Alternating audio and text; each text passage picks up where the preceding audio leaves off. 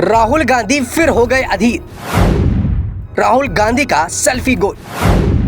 राहुल गांधी की तुष्टीकरण वाली राजनीति।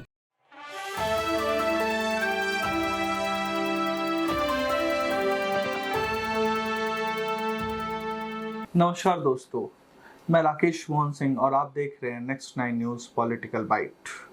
कैसे हैं आप सभी? उम्मीद करते हैं आप बेहतर होंगे, स्वास्थ्य भी आपका बेहतर होगा।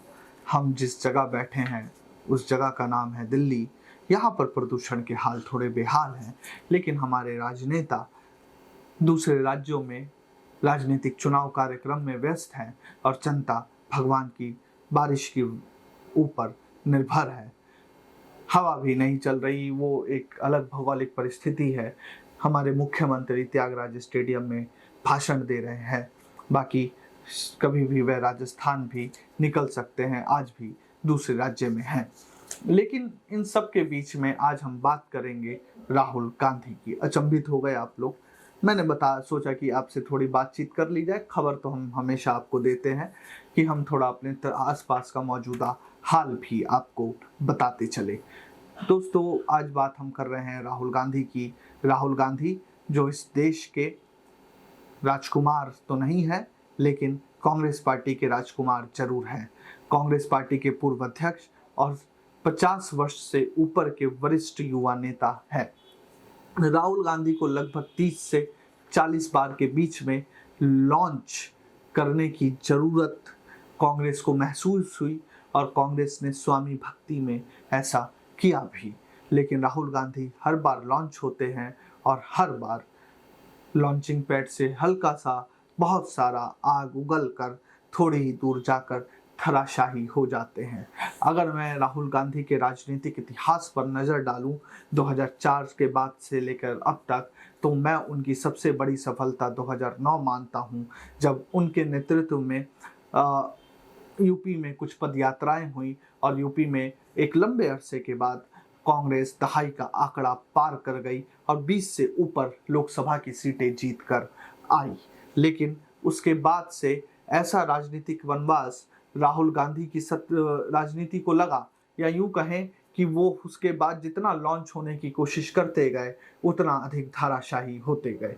एक बहुत महंगा पीआर इवेंट भी राहुल गांधी को लॉन्च करने के लिए कांग्रेस की तरफ से रखा गया और जिसको नाम दिया गया भारत जोड़ो यात्रा। राहुल गांधी मोहब्बत की दुकान खोलने पूरे देश में घूमे। पूरे देश में तो नहीं घूमे, लेकिन जिन जिन राज्यों में चुनाव थे उन राज्यों में, या उन राज्यों के निकटता से, या जिन राज्यों में आने वाले सालों में चुनाव थे, कुछ ऐसा रोड मैप बनाते हुए राहुल गांधी ने उस पद यात्रा को निकाली। कम से कम 3,500 किलोमीटर तक की वह पद यात्रा चली। राहुल गांधी ने नारा दिया कि मैं नफरत के बाजार में मोहब्बत की दुकान खोलने आया हूँ। लेकिन वही मोहब्बत की दुकान आज तक कांग्रेस पार्टी में नहीं खुल पाई है। अभी हाल ही में, मैं बहुत ज़्यादा आपको उदाहरण नहीं दूंगा, लेकिन हालिया एक बयान बताता हूँ आचार्य प्रमोद कृष्णम का। आचार्य प्रमोद कृष्णम, एक आचार्य, इतना अधिक बेबस हो गया है कांग्रेस में कि उसे यहाँ तक बोलना पड़ा कि कांग्रेस में एक चांडाल चौकड़ी है जो राहुल गांधी को राम से नफरत करना, या कांग्रेस में एक ऐसी चांडाल चौकड़ी है जो राम और राम मंदिर से नफरत करती है।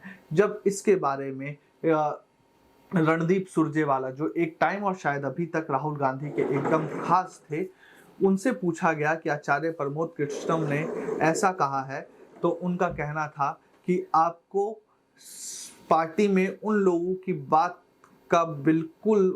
की तरफ बिल्कुल ध्यान नहीं देना चाहिए जो कि महत्वहीन है। जिसके बाद आचार्य प्रमोद कृष्णम ने रणदीप सुरजेवाला के ऊपर ऐसा तीखा हमला कर दिया कि शायद वैसा हमला भाजपा ने विपक्ष में रहते हुए भी नहीं किया होगा। लेकिन अभी बात हम राहुल गांधी की कर रहे हैं। राहुल गांधी जो भारत जोड़ो यात्रा की मदद से नफरत की दुकान खोलने आए थे, माफ कीजिएगा, नफरत की दुकान बंद करने और मोहब्बत की दुकान खोलने आए थे, कांग्रेस में वो अभी तक खुलती नहीं दिख रही है।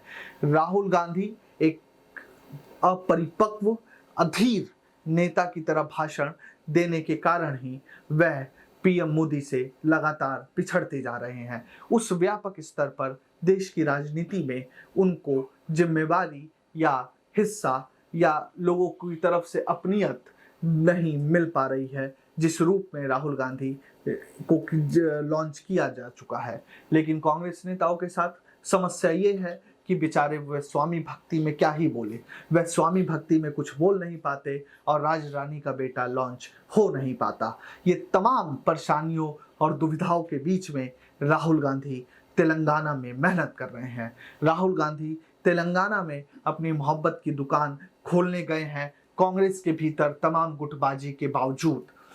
वहां पर तेलंगाना में जाकर उन्होंने क्या कहा? तेलंगाना में जाकर उन्होंने कहा कि हमने पीएम मोदी के गाड़ी के सभी टायर पंचर कर दिए हैं, जिसके बाद राहुल गांधी भाजपा के इस निशाने पर आ गए। पंचर, इस देश में पंचर लगाने वालों की अगर आबादी की गणना हो तो उस गणना में एक धर्म विशेष के लोग बहुत अधिक संख्या में पाए जाएंगे। राहुल गांधी पर इस बयान के बाद आरोप लगा कि राहुल गांधी पंचर के बहाने तुष्टीकरण की राजनीति कर रहे हैं।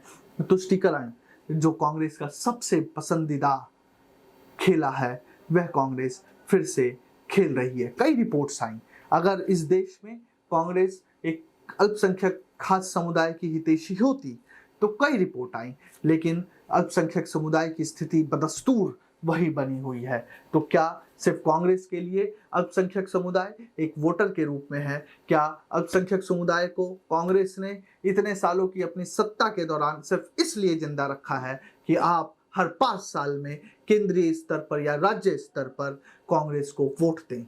क्या कांग्रेस समझती है कि अल्पसंख्यक समुदाय का सिर्फ एक काम है, उनके जीवित रहने का सिर्फ एक उद्देश्य है कि आपका काम है कांग्रेस को वोट डालना? आपको अब इसके आगे की एक कहानी बताते हैं कि कांग्रेस राहुल गांधी के बयान के बाद बीजेपी के नेता शहजाद पूनावाला ने कहा कि राहुल गांधी का पंचर प्रेम तो समझ में आता ही है। कारण है कि उनकी गाड़ी तो इतनी पंचर है कि अभी तक वह भर नहीं पा रहे हैं। कांग्रेस नेता राहुल गांधी ने शुक्रवार को दावा किया था कि तेलंगाना विधानसभा चुनाव में उनकी पार्टी के लिए समर्थन का तूफान आने वाला है।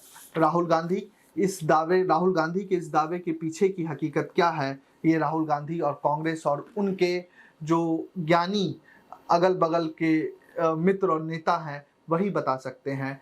तेलंगाना का जब परिणाम आएगा तब पता चलेगा कि कांग्रेस का तूफान आया था या कांग्रेस एक आंधी में उड़ गई। देश और दुनिया की तमाम खबरों के लिए देखते रहिए नेक्स्ट 9 न्यूज़ पॉलिटिकल बाइट। धन्यवाद।